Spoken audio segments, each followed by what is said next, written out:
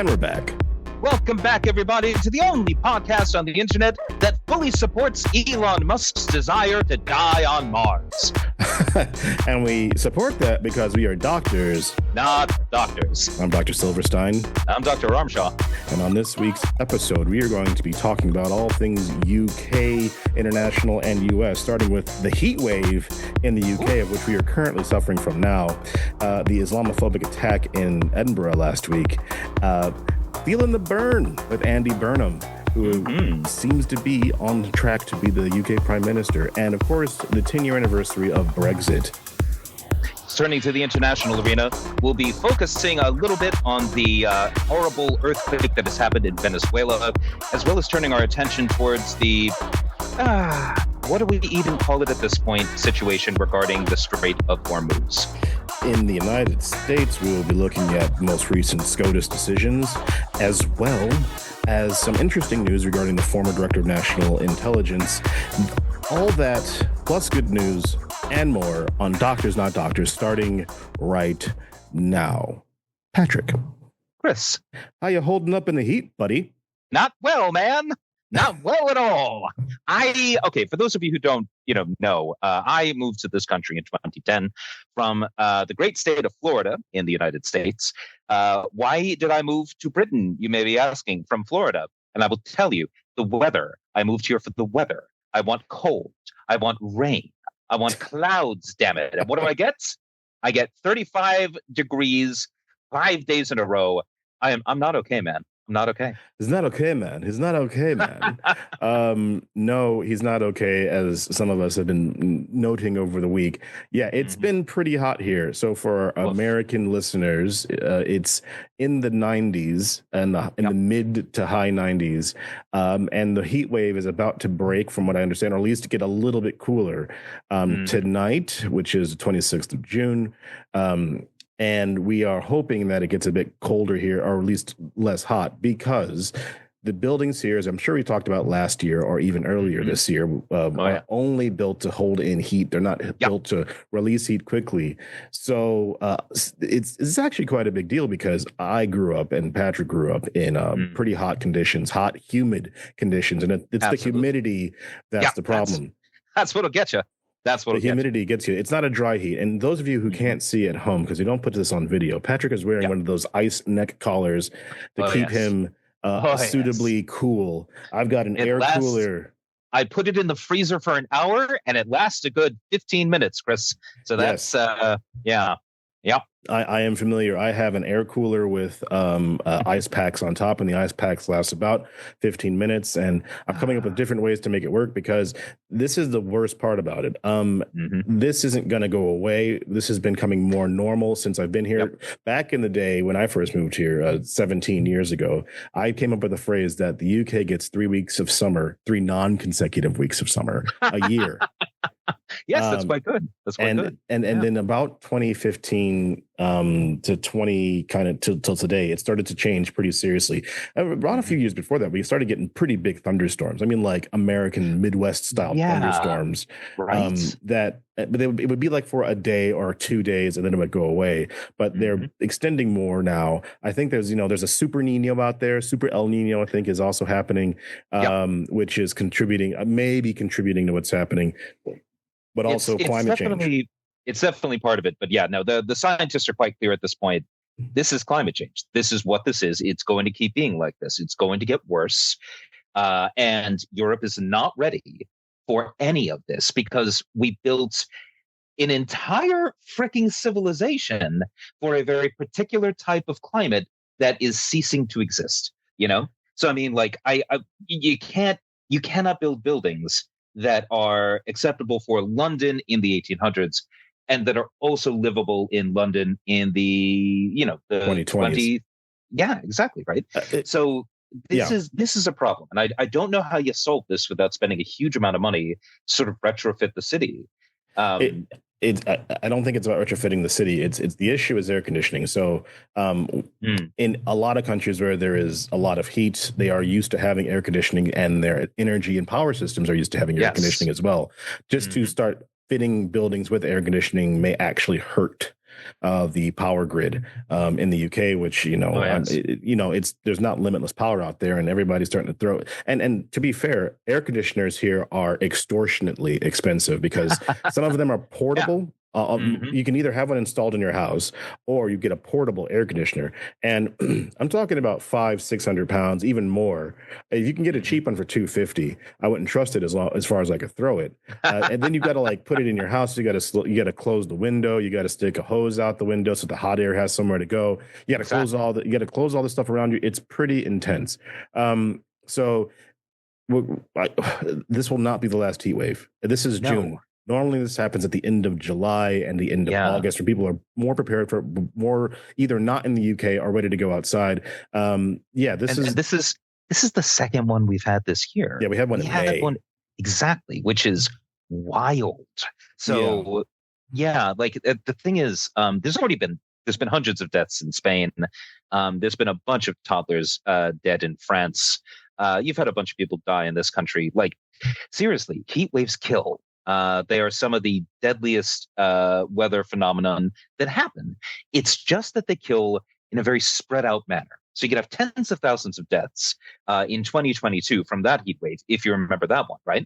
Yeah. And yet you don't really see very big headlines about it. You don't see it as being a big part of the conversation because, tends to be mostly old people and very young people who die. And occasionally you get, someone who's younger and a bit more fit, like that poor kid in the Canary Islands last year. Basically, it's a very hard question how you deal with it, and it's also not consistent. So there is absolutely zero chance. There's zero possibility for us to guarantee with 100% assurity that this exact same thing is going to happen next year. So if you start building up your infrastructure to handle another one next year and it doesn't work, then you spend all the money. So a lot of countries are going to have to start figuring something out very quickly, which is obviously super fun in the current political climate. But I think we'll leave it there because we got some other pressing issues to deal with. The UK's had a kind of a big week. Would you not say, Patrick? True. It has. Tell us all about it, Chris. Well, let's start last week. So just as we finished our last podcast, a news alert came out that Islamophobic attack occurred in Edinburgh. Yeah. A man walked down the street of Edinburgh with a knife and started attacking anyone that he perceived to be Muslim. The person was eventually arrested, caught, and brought in and charged with anti-Muslim, I think it's racist attacks or faith-based attacks. And this, when you first see it, it doesn't really look real, and it didn't look real until you realize that people are like this happened. And the reason I bring it up is because, first off, it was a very serious attack, and the response to it is very different from other similar attacks to other religious groups in the UK. There has been no meeting of the emergency committee of the United Kingdom called COBRA. There were no emergency statements in the House of Commons on what happened. We didn't get a lot of kind of nonstop television coverage of this. And this isn't the first time people who are perceived to be or are Muslim have been attacked. So the records are out there to be seen. And I think the other issue here is that about a week earlier, which we didn't cover because this entire thing is total nonsense, but a week earlier, there was a report that was put out by Rupert Lowe MP, who basically self-funded an inquiry into sexual attacks upon children. And in that report, he basically said that, there was a massive number of attacks that are being covered up or that have happened. That number was 250,000 girls who were raped in the United Kingdom. That was completely and totally not true. The figure, according to numerous sources, is an extrapolation using unclear methodology based on data from similar communities with headline grabbing scandals. It's not an actual account of rape cases across the UK. So in other words, what's happened is he's cherry-picked where there has been a particular problem, right? And I'm being nice to him when I say that this is what he's done. That he's cherry picked the statistics from particular communities and then extrapolated that to the country as a whole. And that is nonsense, Chris. Yeah, and the numbers come from like an even older report from 2022, and that number comes from a speech, I believe, in the house that was made in a claim that was made in the House of Lords, that itself was just complete nonsense. It's kind of like saying, I saw, like that thing you see in like New York, if you see one roach, there's like 10,000 more or something. There's no way that you can know that for sure.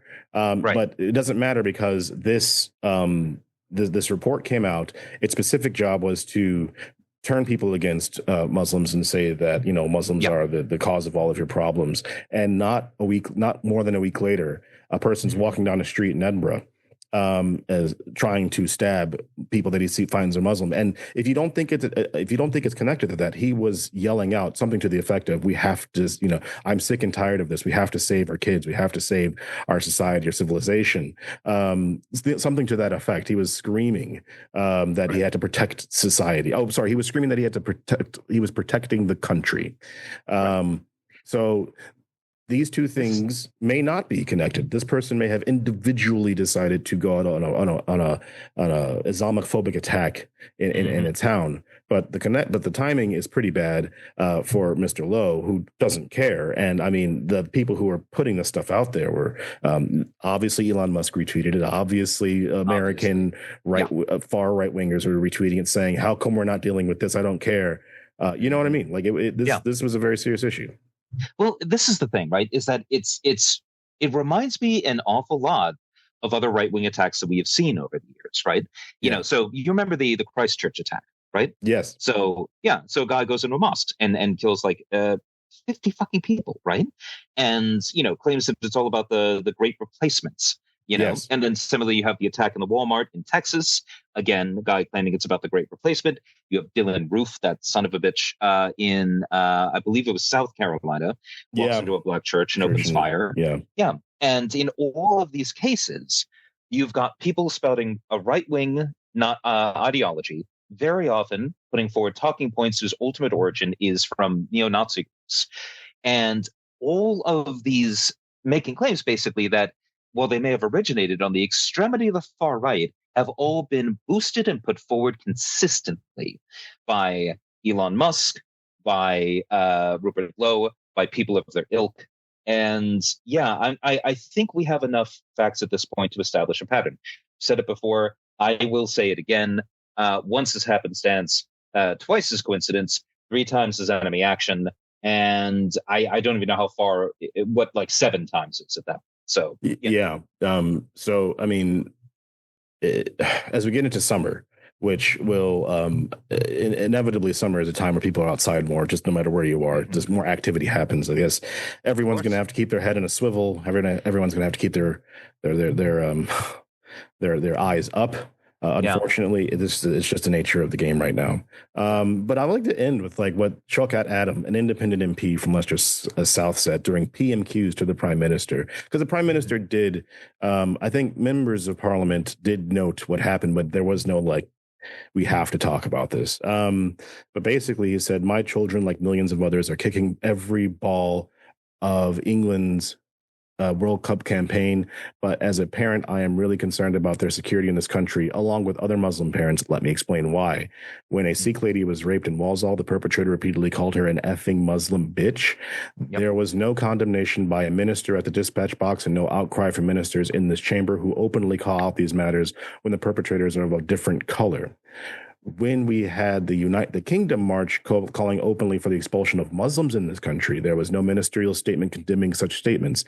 This weekend, that would be last weekend for us, 5 members of the Muslim community were stabbed on the streets of Edinburgh. There was no ministerial statement of condemnation, no Cobra meeting, and no solidarity. What does this say to my children as they await with bated breath for Harry Kane to bring it home? Yeah. And the response of the Prime Minister is that we have to fight anti-Muslim hatred. More or less, that is, I'm paraphrasing, but it is very short response. And he's like, that's what he said. I'm glad he agrees that Islamophobia is a problem and should be fought. But I don't know, man. I feel like this is sort of a piece with one of the biggest failures of Starmer's leadership, right? Which has been a sort of like desire to try to appease the extreme rights, in I think, a deeply misguided attempt to win back reform voters, right? Yes. And I think fundamentally, it hasn't worked. It just really hasn't worked. No. All he's ended up doing, especially with that, you remember that speech that he gave, right? The Island of Strangers. Island of Strangers, yes. Running after reform voters, trying to get them in the pocket. And of course, the policies put forward by, Shabana Mahmood at the Home Office.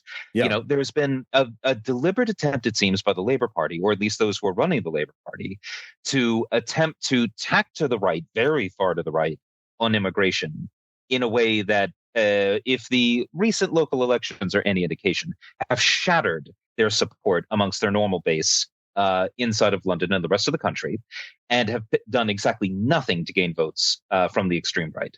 So it's, I would say that if there's anything that the incoming administration is going to be doing, that the incoming government should do, it really has to be very forthright about condemning all such attacks, regardless of, who they're coming from or who they're going towards. If you've got people who are committing violence against the peoples of the United Kingdom on the basis of their ethnicity, their religion, their sexuality, what have you, like anything like that has got to be condemned full-throatedly. Yeah. So, but that's just where I stand. Maybe I'm weird about that. But let's take this opportunity to transition into the next stage of our conversation, which is last week we were talking about the 3 by-elections and a baby. This last by-election, the one that everybody was really interested in, Andy Burnham's by-election, where he won, allowed him to become a member of parliament. He swore in this week along with 2 others, including Laura Bird and the member for Aberdeen South, who's Douglas Lumsden. And of course, everybody was waiting for him to come in. And now we are in a position where we were wondering what Kier Starmer was going to do. And I thought that he may have had a little bit more fight in him, but he didn't have much fight to actually fight. He didn't have a case. And turns out that he realized that as well. He called around to a bunch of several MPs and said, "Do I have your support?" And they're like, "No, Andy Burnham got 55% of the vote, and it was just for him. You're out." Yeah. And on Monday morning, Sir Kier Starmer resigned, or indicated that he will resign as prime minister and leader of the Labour Party by September, and that by the middle of July there should be nominations. I believe next week or 2 weeks there should be nominations for anybody who wants to be leader, and then if there is a contest, it will happen in September.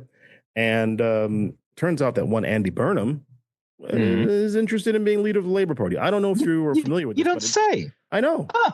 I'm surprised like everybody else is. Who could have knowed?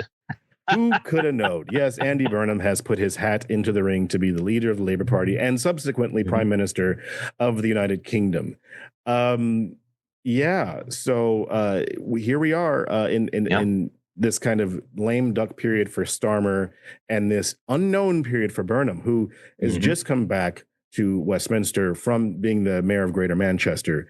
What are your here's the issue here. All right. What do you think he can do? That's a good question. He will be, and I'm going to speak from here on in as if he is going to be the next PM, because I think he's going to be the next PM. I don't see any reasonable alternative. But before you start, right? Before you start, there are some members who have been, like Al Carnes, who was an armed forces minister, who are putting their hats in the ring. But it seems more like they are trying to jockey for position. Wes Streeting, who was the second person to try to push Starmer out, he's now pulled back and he's like, I'm not even going to stand for leader. Let's all get behind Andy.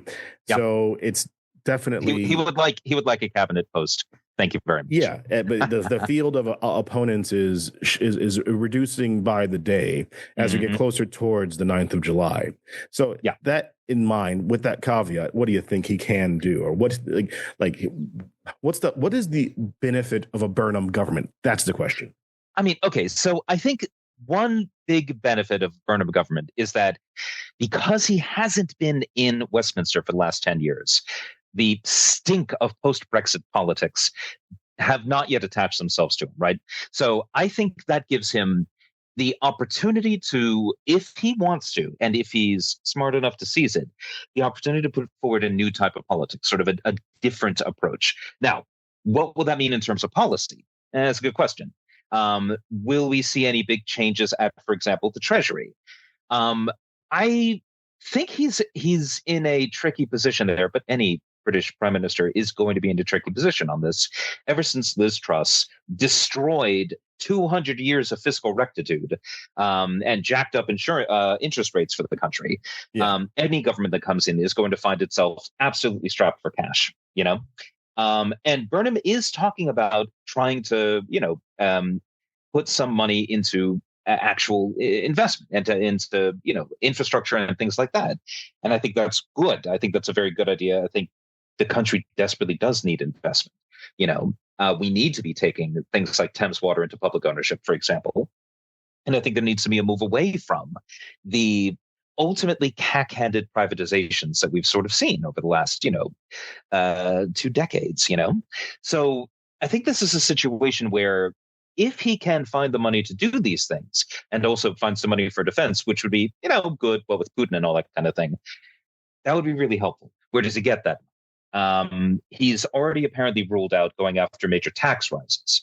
So that's, ruling out one big thing. If he goes to the market, how much can he raise? And if he does sort of attempt to borrow that money, is he going to do it just through, normal gilts and what have you? Or is there going to be something like I've seen the idea of defense bonds being put out, right? So effectively marketing bonds to the British public saying, lend us money, we will spend it on defense. This is for the greater good, right? So you're not putting out as, oh, well, we just need to borrow a bunch of money. Don't ask us where it's going. It's fine. It's fine. It's fine. Here's your interest. But instead saying this is for a particular purpose. I think that might be a way of sort of dealing with the financial markets in a way that might actually work. So, well, I don't know, that's just my sense. Yeah, I mean, basically, he's playing with the same deck of cards that Starmer is. Nothing's really changed except for the charisma, and I find that a lot of this is riz from him. I think 100%. I mean, the things that were happening this week when he came in on Monday by 4:00 on Monday, there was a selfie going around, which if I can, well, you can look it up. I'll link it in the description of him in Westminster Hall with literally every single Labor MP. I mean, there were government ministers, there were secretaries of state in there. Rachel Reeves was in the picture. That's and it's just a picture of him, and it's got all those people behind him, and it's supposed to be a show of unity, but obviously it's also a show of power.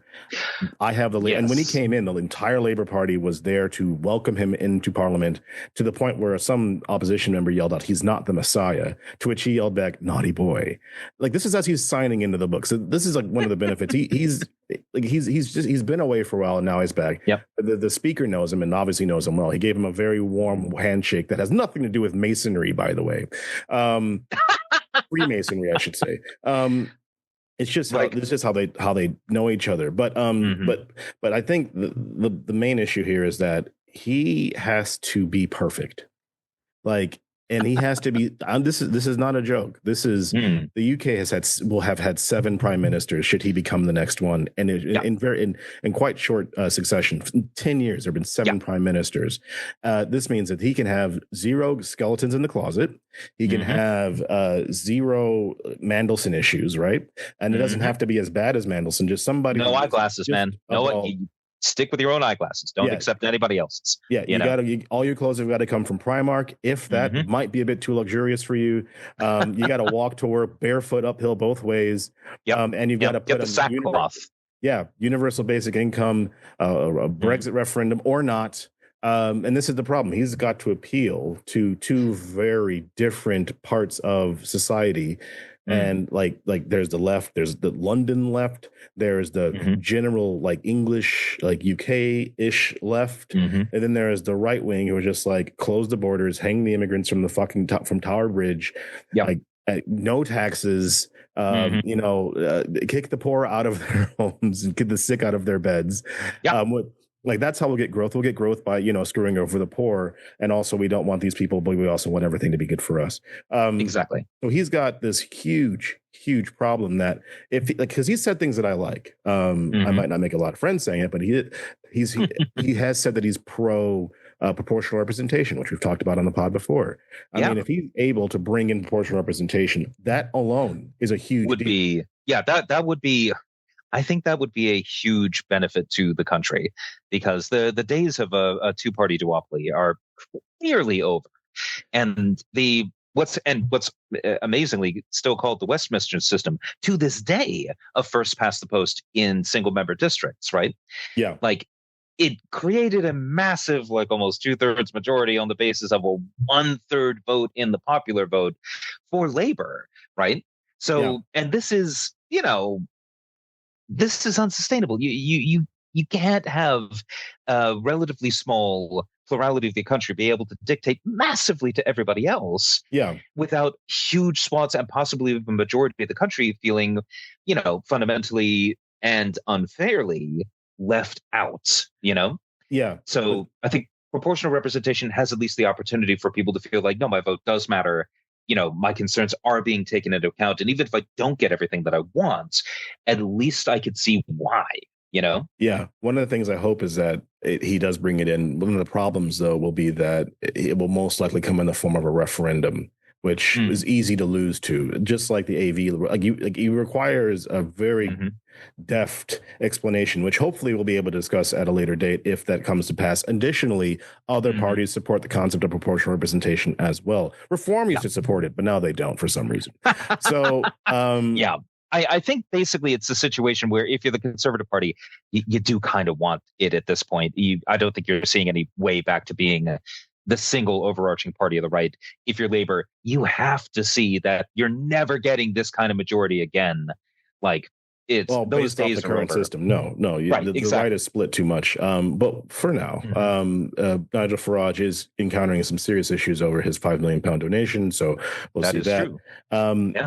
So we'll have to wait there. And sorry, there's one last thing. You mentioned the markets, and I think I need to just address, like, that's going to be his biggest stumbling block is if they don't like him and the papers don't like him, the papers will just spend all of their power saying Andy Burnham's coming for your money and he's coming for your pension, and therefore you need to get reform in as quickly as possible. It won't be the Tories, it'll be reform, and I think the Tories might get some residual support out of that. So I am wary of the markets actually giving two shits about Andy Burnham unless he can say, I'm going to make you guys richer than fucking God. And then they're going to be like, oh, fine, okay, I guess it's okay not for now because... Hey, he's offering pro-business socialism, Chris. Pro-business socialism. Let's see how well that... If he gets in, let's see how well that tracks. Let's move on because we don't want to spend everybody's time. It's hot as well. That is true. And also some of us need dinner. 10 years ago this week, the United Kingdom took a vote, speaking of referendums, that changed the constitutional nature of this country forever, or at least for now. 10 years ago, the United Kingdom voted to leave the European Union, and it has been a huge problem ever since. The entire purpose of leaving the EU was to solve the question of should we leave, and since that day and since that campaign, we have not stopped talking about it because it's a fucking disaster. Yeah, this is what amazes me is that, like, people voted for Brexit 10 years ago because they felt left out by a political class in Westminster that they felt didn't represent them. Yeah. And so by voting for Brexit, they gave all power to that political class in Westminster that they hated. And I don't know, it seems like that wasn't actually a good solution to the political class in Westminster doesn't represent us, is to give all power to the political class in Westminster, Like... But that's it's not simply that it's giving power to the political class in Westminster. That wasn't what the vote was for. The explanation behind the vote was that you were taking control of your country by giving all power to Westminster. But it wouldn't be Westminster. It would be the right people in Westminster who were currently who were at the time were the Tories, and that they were going to sort out Brexit and it was going to be fine. And on the 23rd or the 24th of June, when the result came out and it was 52-48, and Nigel Farage spent the night saying what a great job he had done, and by the morning you couldn't find him on television. Realized that, what are we going to do with this? How are we supposed to make this work? Oh, I don't know. My job was just to win. And in the interim, there was a thing online about, who has benefited from Brexit the most. And they're like, are you a customs official or do you work with like export stuff? Well, then by all means, you've done very well. Are you, got employment for life. Yeah, it's just like there's a lot of people who've made, some small benefits to themselves. But, for the UK is 6% down GDP wise on what it would have been had it been in the EU. Between 6 and 8%, Chris. Apologies. And let's just think about what that means for half a goddamn second, right? So 6 to 8% of GDP is a massive, massive amount of money. Like, if we had that money right now, we would not constantly be talking about a fiscal black hole. We would not constantly be talking about, well, we desperately need to, invest in infrastructure, but we can't afford it. The country's falling apart, but, we can't afford to do anything to fix it. Like, we would not be in this freaking position. And I don't know. So that's okay. I just wanted to point that out. You're right. No, you're absolutely right. With the loss of 6% or something. I think I'm right in saying that'd be trillions of pounds. Well, okay, so is it billions or trillions of pounds? It's definitely in the billions. It may be over 1 trillion. Let's find out. What is the current UK GDP? This is one of the joys of live radio, kids. Well, so, while he looks that up very quickly, I mean, like a single percentage in GDP is a massive amount of money for when you're talking about a country whose economy is the size of the UK. Other issues are like basically how do you encourage growth? And some people have said, oh well, some companies are coming back. Some people have said, oh well, the vaccines we were able to activate vaccines faster than the UK than the EU. Leaving out the part where basically we skipped a whole bunch of safety checks that the EU is still pulling out for about a week's earlier launch of the vaccines. Additionally, the UK was basically doing COVID stupidly for quite a while, where Boris Johnson's like, keep the economy running. I don't care how many people are going to die. Eat out to help out the virus, Chris. Eat out to help out the virus. So basically, did you find it? I did. It looks like the UK GDP is currently around £3 trillion. 3 trillion. So 6% of that, and we're lowballing this a little bit, but 6% of that. Now that'd be about 180 billion pounds. 180 billion. There it is. Yeah. Now let's say that, a low estimate, 20% of that goes to the government in terms of tax revenue. Right. That's 36 billion pounds. That is 36 billion pounds that could be used for defense, that could be used for the NHS, that could be used for, making changes to the environment so that we don't all die in heat waves. That could be used for a multiplicity of purposes, really, and that is a real lowball of how much money this, is missing from the government fisc. Yeah, no, absolutely. And I mean, and parts of the UK have fared better than others. For example, Northern Ireland, which is still basically in the EU. So it's easier for them to trade with the EU because they have a land border with Ireland. So, I mean, so basically, this subject hasn't gone away. We're still in just the absolute doldrums of trying to figure out how to make if this can work. And I mean, I've seen people who are like pro EU on television and pro EU in stance and saying it still hasn't been implemented correctly, which to them I say, well, it never can be. It's kind of like it can't be your perfect masterpiece. And what they really you mean like pro Brexit people, like pro Brexit people, yeah. Oh God, you know what that reminds me of? That reminds me of people in hard left people in the 1970s and the 1980s saying true communism has never been tried. And it's like, okay, dude, that's great. But every time it has been tried, well, it looks like the Soviet Union, and that's not so great now, is it? It's not super.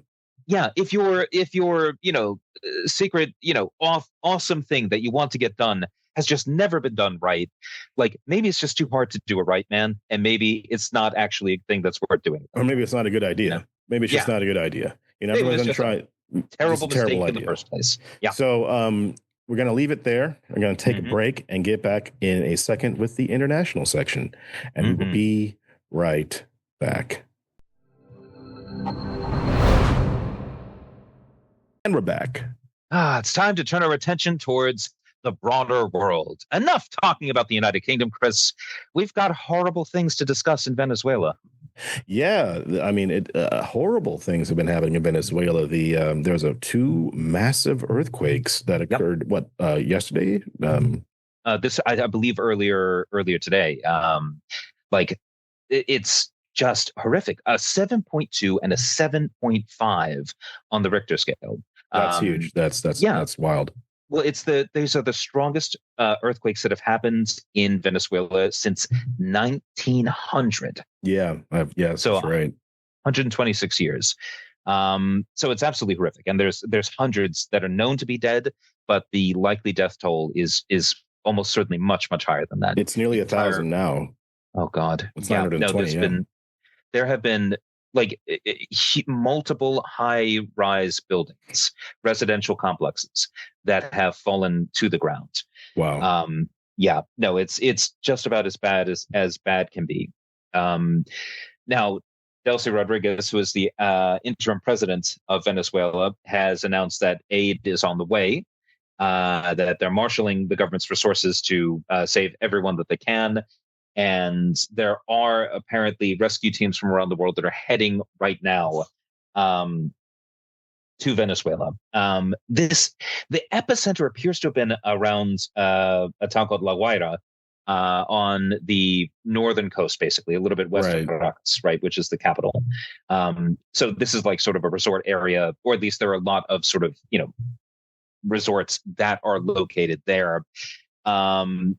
So the one good thing you could say is that at least it's accessible to rescue, but the scale of the devastation is absolutely horrific. And there's very little to be said other than I hope that rescue teams are able to get there incredibly quickly, and I hope that people are able to survive until they are freed. But it just seems like there's going to be just a massive death toll to this, even bigger than there already is. Yeah. There's not much more you can say other than, let's hope that everybody who can be found, who is found, and I guess we'll keep our eyes on it. As they've already been going through it over the past few months, given the kidnapping of their president. I mean, you could say years, given what that terrible president did to the country even before that. There are people already starting to make the points on social media that one of the reasons why so many buildings collapsed is, the fraud and the corruption that have been sort of governing Venezuela under Maduro, and even stretching back to the Chavez regime. So if you've got buildings that are being put up without like the sort of without the proper designs, without the proper construction, if you've got corner cutting, then this is the kind of thing that happens, because it's not that humans don't know how to build buildings that are considerably more earthquake proof than this, or at least more stable and more capable of surviving these kinds of quakes. So I think one of the things we'll be seeing going forward is a real look into how did these buildings collapse, and was this something that could have been prevented? And if it wasn't prevented, why? Well, yeah, I mean, that's obviously be doing that next when they get the chance. Let's move on to what's going on in the Straits of Hormuz, as we are still sitting here trying to figure out if there will be kind of any continuation of the deal. Has the Straits opened? I believe oil is flowing again, or trying to, or at least the ships are moving, right? Yes. Many dozens of ships, Chris, have now gone through the Strait of Hormuz. The Islamic Republic of Iran did open fire on a ship that was attempting to go through the Strait of Hormuz because it was trying to go through the southern path, the one that's closer to Oman, because the Islamic Republic has said, oh, yes, no, you can go, but you have to coordinate with the Iranian Navy. Also, you have to pay money, but not for now, not for 60 days. That's part of the whole agreement. Yeah. But they've made it very clear that they will be controlling who goes through and how, at threat of basically, sending a drone into the bridge of a giant ship, which is what they did this time. Yeah. So, yeah, like it's another indication of just the fantastically weak position that Donald Trump has put the United States into, the amazing degradation of the fundamental law of the sea, And the fact that we're not going to do anything about it. I think that's the bigger issue, is like basically Trump is walking away. He's left, I think, Vance there to try to sort out some kind of deal, and Vance looking very gormless now. I believe that some diplomat or politician was at this thing as well and just completely blanked him when he walked into the room. Because why would you want to shake hands with the person who was part of the regime that, has just caused all this chaos for seemingly no reason? And who, more to the point, is a political walking corpse. Like, here's the thing about this, right? It is incredibly clear that J.D. Vance has been sent to lead the negotiations. And I am holding up my finger quotes, and they are going wild when I say lead, people. But he's been sent to lead these negotiations because, on the one hand, if they succeed, Donald Trump can look like a genius. And more likely, if they fail or the deal that comes out of it is absolutely horrific, as is extremely likely to be the case, he could just blame J.D. Vance for it all. Yeah. And how do I know this is what Donald Trump is thinking? You may be asking yourself. I am. Chris, because that's what Donald Trump literally said. Oh, wow. Literally said. Yeah, no, if it's a success, I could take credit. And if it goes badly, I'll just blame JD. This is almost a direct quote from the President of the United States of America, people. Like, good Lord. The algae is not growing fast enough at this point. Like, we can touch on that later. Well, actually, not touch it or else we'll get arrested. That's a good point. Yes. So, I guess we'll have to see what Iran is able to squeeze out of the world's community. But let's move on. Do you want to take a break for this, or shall we just go straight to America? Oh, no, let's go right to America, Chris. Okay, so now we will be discussing the United States of America, which, there is a couple things here that I think that we need to discuss, and Patrick would like us to discuss further. Yes. Why don't you talk us through this SCOTUS ruling? And if you could do it in less than 2 hours, that'd be amazing. Oh, okay. Well, let me set the clock. Let's get this going. All right. No, I'm going to try to do a tight 5 on this. We'll see how I do. So the recent ruling, one of several that SCOTUS has come out with, the one that I want to talk about is Mullin v. Doe. Now, Mullin is the Secretary of Homeland Security, Mark Wayne. Oh, Mullin. Mark Wayne Mullin. Wayne Mullin, right, that the Mullin. Extremely incapable and utterly unqualified wrestler from Oklahoma that they have shoved on in there. He's great. But ultimately, this case began while it was still Kristi Noem who was the secretary. So this has to do with what's called the TPS, the Temporary Protective Status, that the United States government can offer to immigrants to the United States who, if they were returned to their countries, would face violence and the threat of death, right? Their home countries are not safe. And by being placed into the TPS, that temporarily protected status, they are safe from being deported. They are able to work. And that status must be reviewed on a country-by-country basis every 6 to 18 months, right? Now, the temporary nature of this is somewhat of a misnomer because most of the countries that have been sort of identified here, well, they weren't safe when they were identified as being unsafe, and they're not safe now. So a lot of people, and up potentially somewhere around 1.3 million people living in the United States, have this the TPS, right?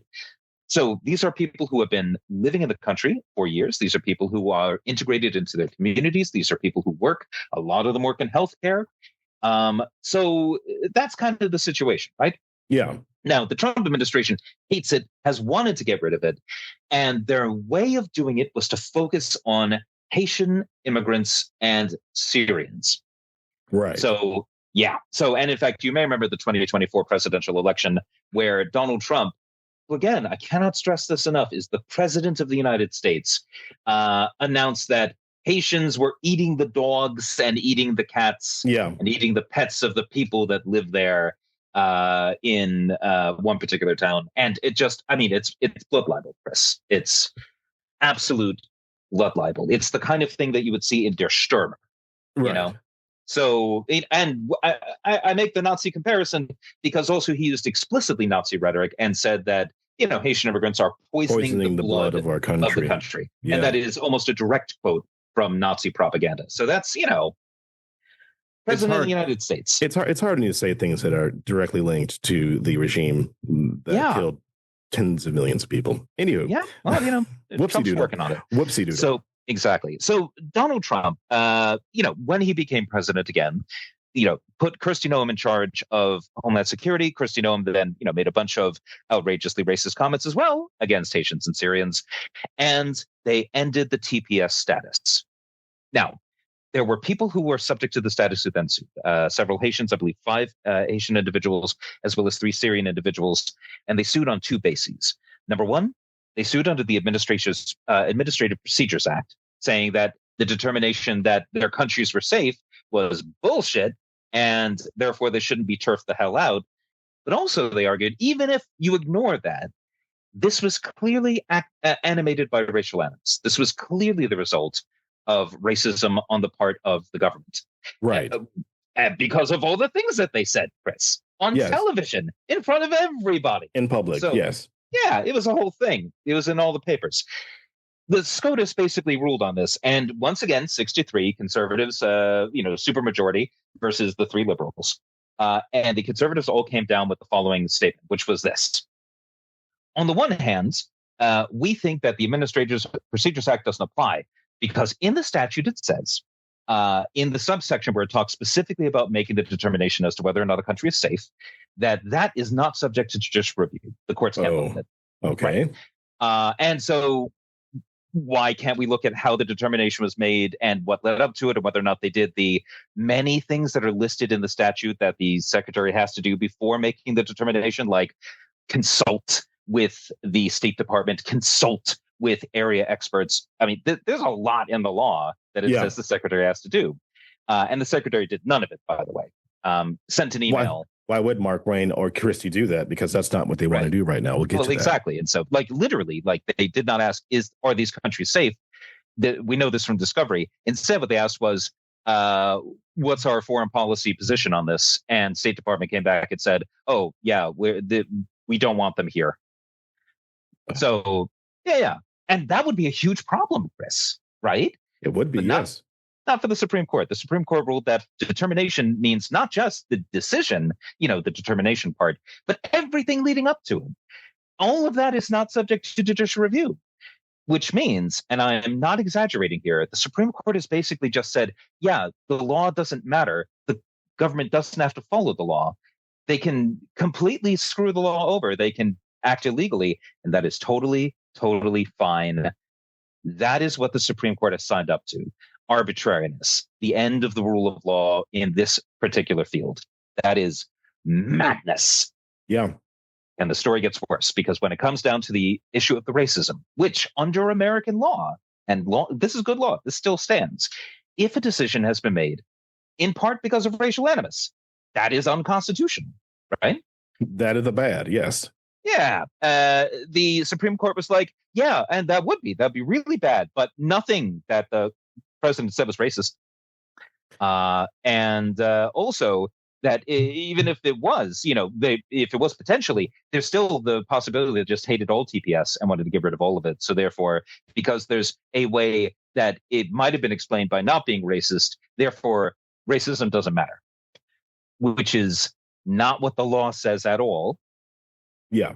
And if you want more details on this, I really encourage everybody to read the dissent by the 3 liberals. But this one was written by Kagan, but it was joined by Sotomayor and by Jackson as well.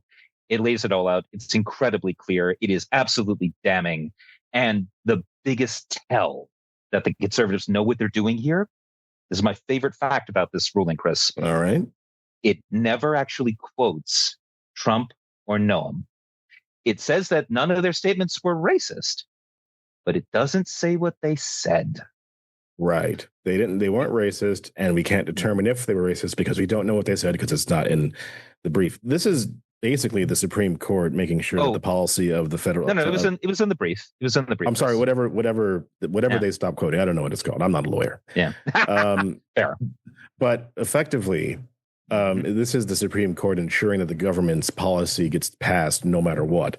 It's opening a door to trying to do more mass deportations. Maybe they're giving this as a gimme because they cannot find a way. I'm hoping they cannot find a way to remove birthright citizenship as a thing, because that would mean that's the president unilaterally changing the Constitution on its head. And again, I think that there's certain baseline things that they won't touch, but when it comes to things like temporary, status, they'll be like, oh, well, have at it, just go at that. It's fine. It's just brown people anyway. I doubt that they're going to do this to South Africans who've been granted a refugee status in the United States. They will. I can guarantee you, they will not be doing that. No, this is just. But like, if you put this in context, look at Trump v. Hawaii, right? Look at Korematsu. All of them have the exact same argument, which is it would be bad if this was racist. But in Korematsu, they were like, well, it wasn't officially in the law that it was racist. So therefore, we're not going to look at what anybody else said.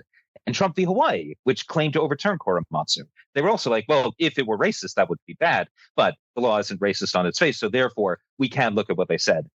And here, they had to look at what they said.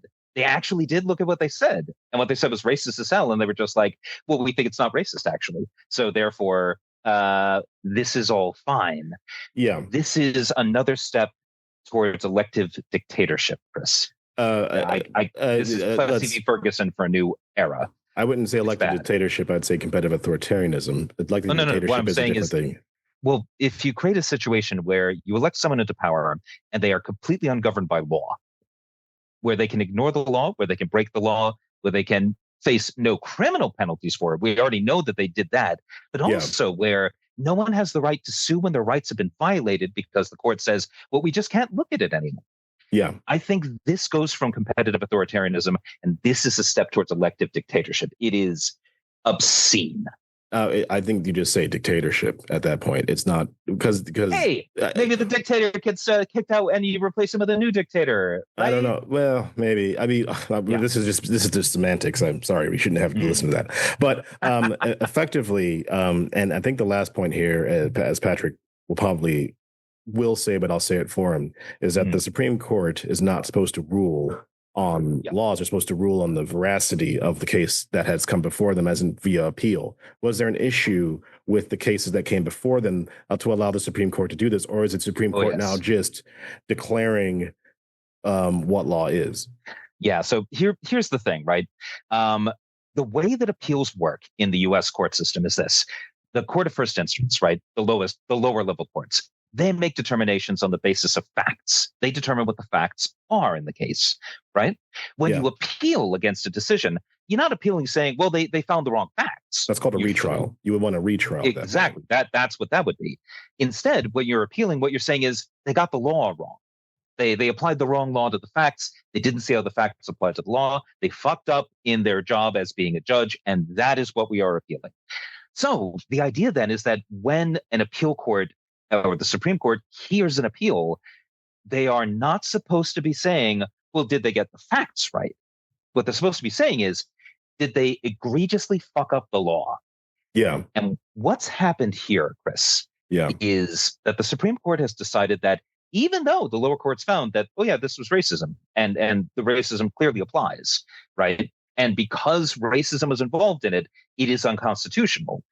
The Supreme Court has ruled, actually, there was no racism. We think that they got the facts wrong. We're just going to declare, without the benefit of seeing the facts and having the arguments and being part of the actual trial, we're just going to declare that the facts are not what the thing said. There is no such thing as racism.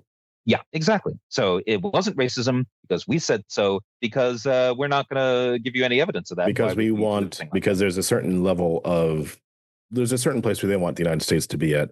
That makes a lot of money for a very small amount of people, and everybody else is an underclass meatbag. I think from here, we should move on to the last couple of things that we want to talk about. Specifically, the former director of national intelligence, Tulsi Gabbard, who's recently left her job. She resigned from her job, I believe, because her husband has a very big illness, I believe. Cancer, I believe, is the stated reason. Yes, that is the stated reason why she left, Chris. But there's a story in the Washington Post that gives some indication that maybe there's a little bit more to it than that. Yeah, it turns out. Why don't you go ahead with this? Oh, fair enough. Yeah, so this is a Washington Post article, came out on I believe the 26th. Actually, I think that came out. Did that come out today? Did I get that wrong? I'm misreading my handwriting. It came out 5 days ago. Okay, it's the 21st. My ones look like sixes. People, don't at me. But yeah, so this is an article by John Swain, and it is a doozy. So for those of you who don't know, Tulsi Gabbard used to be a Democrat. She got elected as a congressperson from Hawaii. She started off as like a conservative Democrat, and then she kind of, for some reason, became super popular on the left wing of the party. She started supporting Bernie Sanders.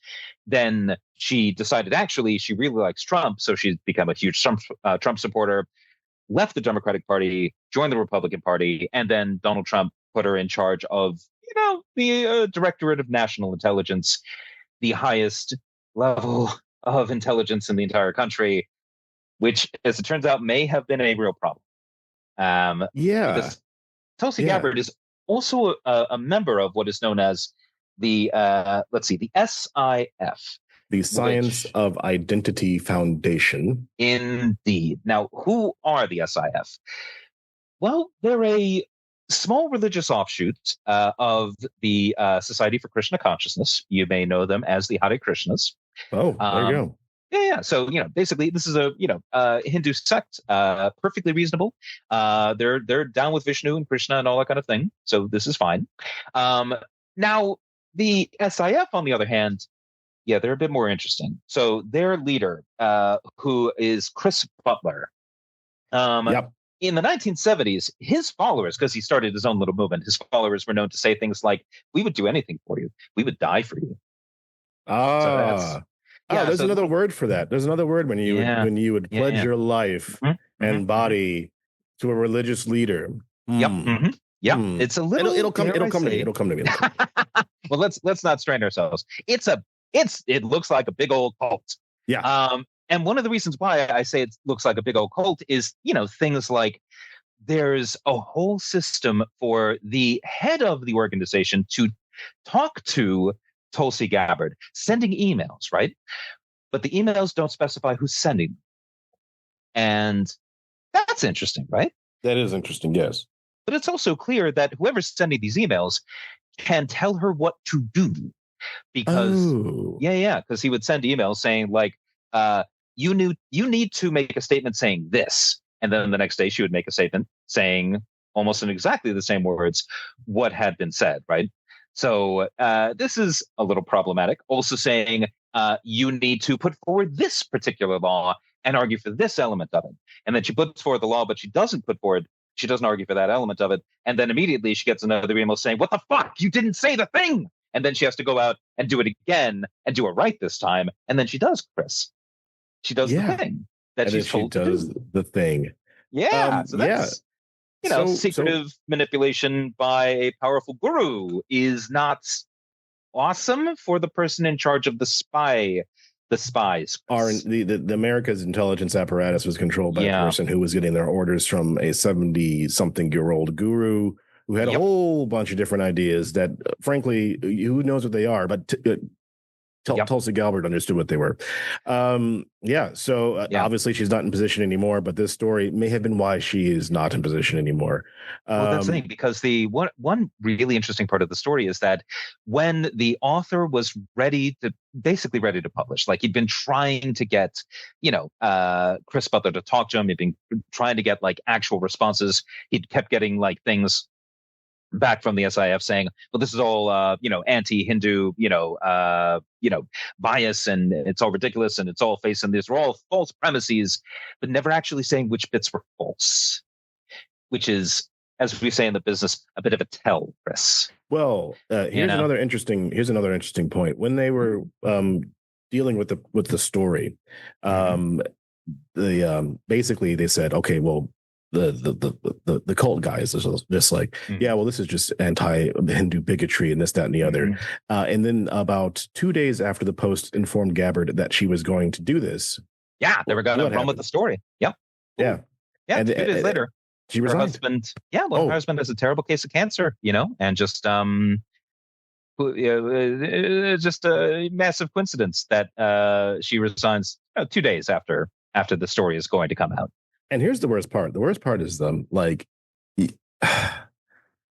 have to wonder if it's all real. I mean, to use cancer as an excuse is fucking gross, right? That would be incredibly horrible and horrendous. And yet, because we know that she was controlled by somebody, the director of national security was controlled by the leader of her religious sect, told her what to say and told her what to do. And once the story came out, she immediately resigned because she apparently had two leaders, Trump, who would tell her what to do, and then the guy that she would actually listen to.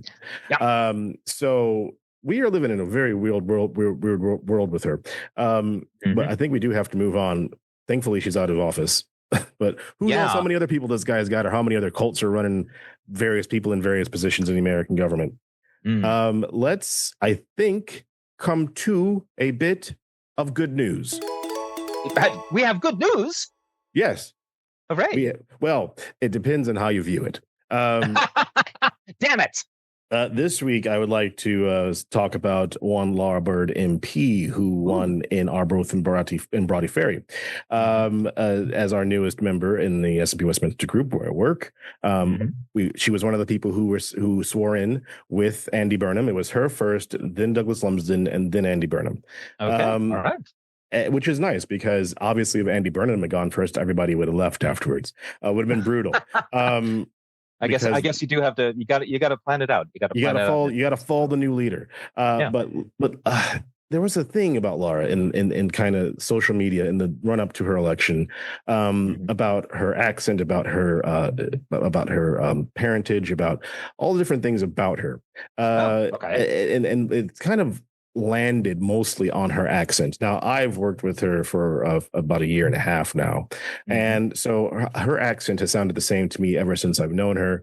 I couldn't tell if she was lilting one way or the other, but people have noticed that because she's very pro-Palestine, that she was speaking on the subject. She was speaking on the subject before she was a member, long before she was a member. And they were like, oh, listen to her accent here. It's a little bit different. And then they listened to her swearing in like, oh, it's a little bit more Scottish here. Oh, she must be faking. It must be a lie. Look at, and it's this massive drive by really right-wing sources in the online community to try to kind of undermine her. So why is this good news? That's a good question. Why is this good news? This sounds ridiculous, Chris. It's good news because of the way that she's both handled it and the fact that the amount of interest that's been put into this has made this a massive story. This story started off on some Twitter account of somebody just having a go at her. She has now been on ITV, the Times newspaper, the Telegraph, and the BBC have all sat down to talk to her about this thing. You can find it if you just type in her name. You can type in her name into Google right now and come up Laura Bird accent. But the way that she's handled it is just like, I have my one parent is Scottish, the other parent is English, and you have this weird debate right now from people who have they live in two different places. They grew up in two different places. So when they're in that place, their action kind of changes, right? Yeah. Like even with us, I'm sure when we go back to America, our accent gets a bit stronger when we go back to America. Oh my God, absolutely. Are you kidding me? Yeah. But this is the thing. Of all the countries, of all the areas of the world for this to be a story, right? Like the British Isles are really known for people like changing their accents over time because they move somewhere and, you start off in Hull and you move to London and your accent does change a little bit. And when you go back home, your accent changes back.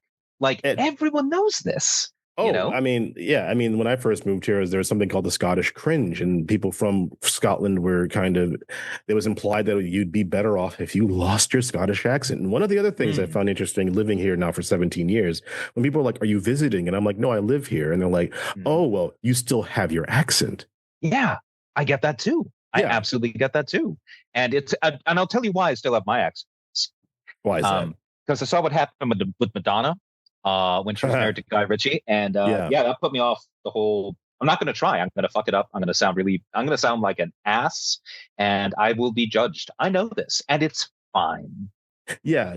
I know a few people who have affected an accent from being American or being another country, and I mean, sometimes it helps if your language or your accent is so different from here that you add a little Hoff or Basel or something to so people can understand you a little bit better. But I mean, the fact that I think there's only two reasons why people are doing this. One, she won and they didn't want her to win. And they're keeping it going because two, she's young and she's blonde and they want to have a good, I don't think anybody else would be getting this kind of massive introspection. And it's been shown that there's a plenty of people in politics who have very different accents from where they came from and nobody cares. But the press have focused on her, but she has managed this very, very well. She's just I want to get onto regular politics as opposed to focusing on my accent. And hooray. Yeah, I mean, and that's unflappable, unflustered. And as your first week in politics, congratulations on, dealing with that. And some good news for you because you were all over the press. A lot of people know who she is now, more than they knew her 2 weeks ago as a candidate in Arbroath and Roddy Ferry. And now she is the member for Arbroath and Roddy Ferry. Lara Bird, well done. Well done. So with that... I have some good news to share as well, Chris. Although it's a little bit more petty, but I hope that's okay. Sure. We mentioned last week with SpaceX opening that Elon Musk was now the world's first trillionaire on paper. We have to update that because SpaceX has dropped in value by about 16%, and that means that Elon Musk is no longer a trillionaire. Oh no! He's just the richest man that has ever fricking existed. Oh no, that's so sad for him. Aww. I know. My heart is breaking. But the good news is, screw Elon Musk. So yeah. It's still worth more than it was when he launched the company, but it's sitting there and stuff. So listen, sorry, commiserations to Elon Musk on no longer being a trillionaire for now, but I'm sure in a few days some more schmucks will be buying more of that stock to get you right back up there. But in the meantime, I think we'll be doing other things. And as always, I'm Dr. Silverstein. I'm Dr. Ramshaw. And we are doctors, not doctors. Good night.